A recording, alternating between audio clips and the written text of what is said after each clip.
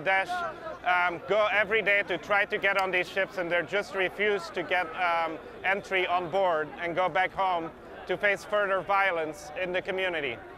Is there another way for them to get out of Libya, perhaps to return, even if it's only temporarily, to their own countries? Well, the land borders are very far away, and we are receiving reports that Africans are having difficulty crossing into Tunisia. Many of these African migrants have lost all of their possessions. They literally do not have a penny to their name, so it's very difficult for them to travel. We understand that European countries are very reluctant to let Africans onto their soil. They would prefer to keep the problem here. But Europe and the United States, if they're serious about addressing the humanitarian situation here, certainly have to help find a solution for these Africans who've come from all over Africa and who are really in desperate straits. Is it simply a question of them perhaps being mistaken for mercenaries, which is a very recent phenomenon, you know, in the last week or so? Or is there a bigger prejudice here, in your opinion?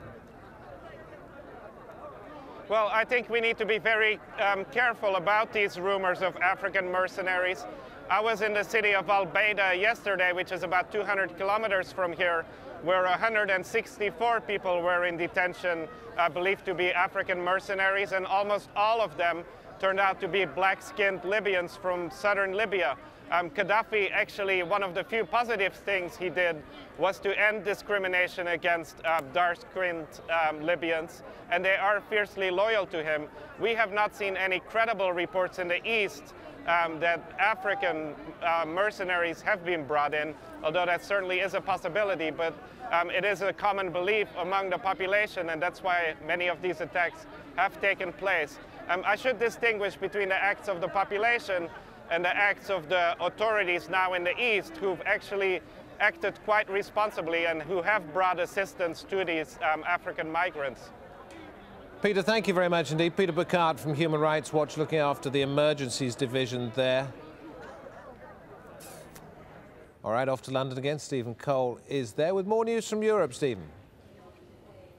Indeed, David. Germany's defence minister, we begin with, Karl Theodor zu Guttenberg, has stepped down after a prolonged scandal over his PhD thesis. Chancellor Angela Merkel said she accepted his resignation, quote, with a heavy heart.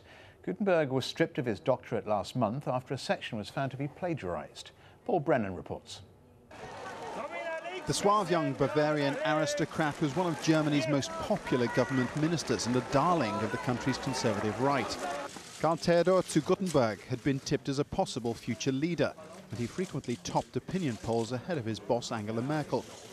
But his carefully crafted reputation for honesty and integrity was undermined last month by the revelation that as much as 20% of his PhD thesis appeared to have been copied without attribution.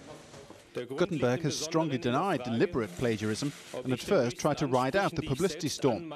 But with the scandal showing no sign of fading, Tuesday's resignation had become inevitable. I have informed the Chancellor in a very friendly conversation that I am withdrawing from my political offices, and I have requested to be relieved of duty. This is the most painful step of my life. I'm not going only because of my erroneous doctoral thesis, although I understand that would be enough of a reason. The main reason is the question of whether I can still live up to the high requirements I set myself in carrying out my responsibilities. Angela Merkel's initial support for her defence minister was a risky strategy, no doubt with an eye to securing conservative votes in 3 crucial state elections later this month. But headlines such as Baron Cut and Paste had made Guttenberg more of a hindrance than a help in recent days. And if the university decides Guttenberg plagiarised deliberately, then he could yet be accused of an even more serious offence, of lying to Parliament. Paul Brennan, Al Jazeera.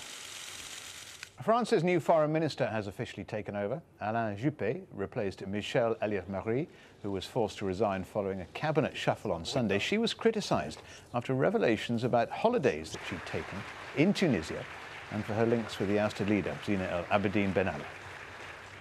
French fashion house Christian Dior has fired its creative director John Galliano after a video emerged of the designer praising Hitler and making anti-Semitic comments. Galliano appeared in a Paris police station on Monday for another incident in which he allegedly hurled racial slurs at a couple in a Paris cafe and slapped one of the people. Galliano, who's been at Dior for 14 years, denies the accusations. And that's all the news from Europe.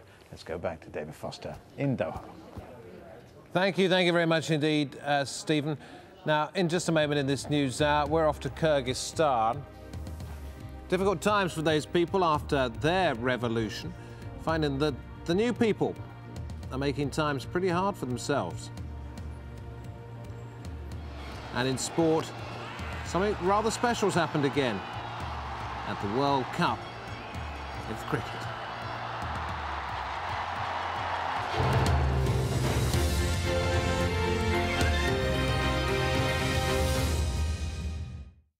Business Latest is brought to you by Qatar Gas, delivering energy to the world.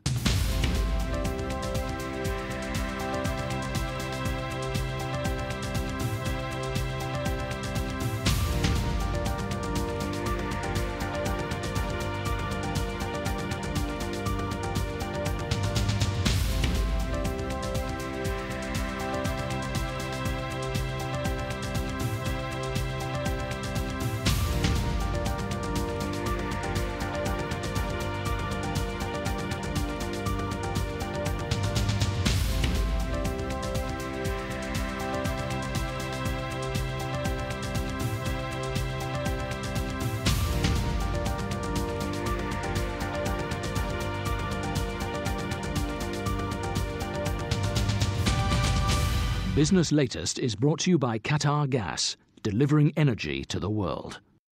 Behind the harsh reality of headline stories, creative forces are constantly developing. Across the globe, people use their talents, their imagination, and their vision to break down powerful barriers.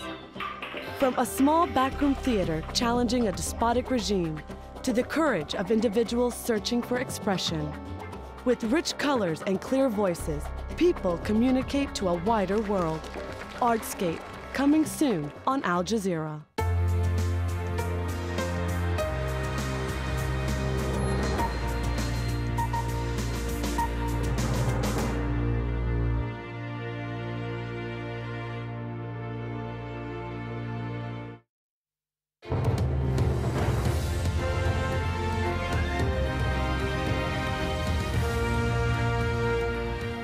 Here's Farah with the sport.